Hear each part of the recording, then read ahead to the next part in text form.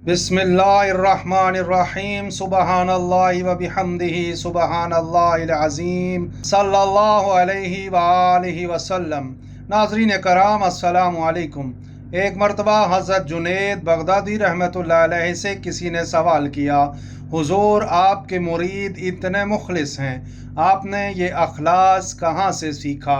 हज़रत जुनैद बगदादी मुस्कुराए और फरमाने लगे, बेटा कुरान और हदीस मेरे उस्ताद हैं, मैंने दीन इन्हीं से सीखा, लेकिन अखलास मैंने एक नाई से सीखा। लोग हैरान रह गए कि नाई से अखलास कैसे सीखा जा सकता है। तब आपने एक पुराना वाक़या सुनाया। आप फरमाने लगे, जब मैं बच्चा था तो मेरे वालिदैन ने मुझे दीन की तालीम के लिए मदरसे में दाखिल कराया।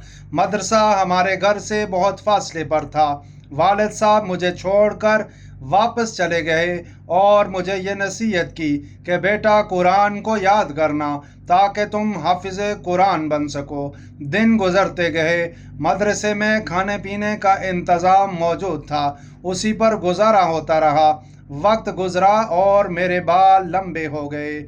एक दिन मेरे उस्ताद ने मुझे बुलाकर कहा, बेटा अपने बाल कटवा लो, क्योंकि कंधे से नीचे बाल रखना जायज़ नहीं है। सुन्नत के मुताबिक सिर्फ कंधे तक बाल रखने की इजाज़त है। यह सुन्नत रसूलुल्लाह सल्लल्लाहु अलैहि वसल्लम की है।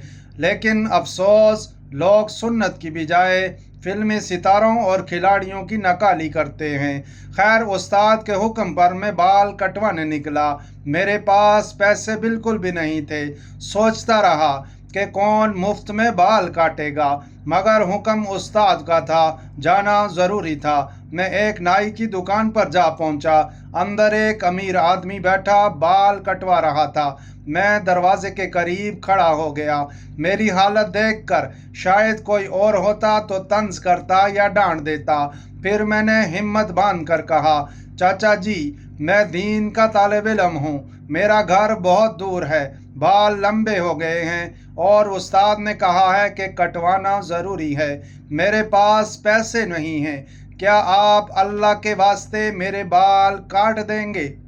जैसे ही मैंने ये कहा, नाई ने अपनी कैंची और कंघी एक तरफ रखी और जिस शख्स के बाल काट रहा था उससे कहा, भाई ज़रा कुर्सी खाली करो, ये बच्चा बैठेगा। वो अमीर आदमी हैरान होकर कहने लगा, अभी मेरा काम तो बीच में ही है। नाई ने उससे कहा, सुना नहीं, बच्चे ने क्या कहा? अल्लाह के वास्ते मेरे बाल काट दोगे? अब अल्लाह को इंतज़ार तो नहीं करवाया जा सकता, आप दूसरी कुर्सी पर इंतज़ार करें, बच्चे के बाद आपका काम मुकम्मल कर दूंगा।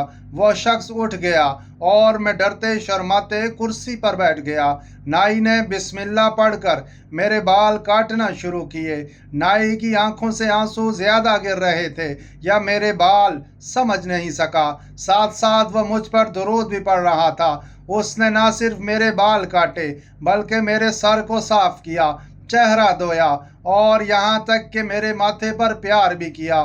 फिर कहने लगा, बेटा खुश तो हो? मैंने कहा, चाचा जी बहुत खुश हूँ, लेकिन मेरे पास आपको देने के लिए कुछ नहीं है। यह सुनकर वो नाई कहने लगा, बेटा मैंने अल्लाह के वास्ते ये काम किया है, वो मुझे दे देगा, लेकिन एक वादा करो, जब भी बाल बढ़ जाएं मेरे पास ही आओगे और यही फिक्रा दोहराओगे कि चाचा अल्लाह के वास्ते मेरे बाल काट दोगे। याद ये रखना, यही मेरी उजरत होगी। असल मज़ा जेबें भरने में नहीं है, बल्कि मज़ा तो अल्लाह के वास्ते काम करने में है। फिर वो नाई मुझे नसीहत करने लगा, बेटा तुम्हें भी अगर कोई अल्लाह का वास्ता देकर किसी काम के करने का कहे तो उसे कभी भी मना मत करना। हज़रत जुनैद बगदादी रहमतुल्लाह अलैहि फरमाते हैं, उसी नाई से मैंने अखलास सीखा कि असल खुशी पैसों या दुनियावी फ़ायदे में नहीं,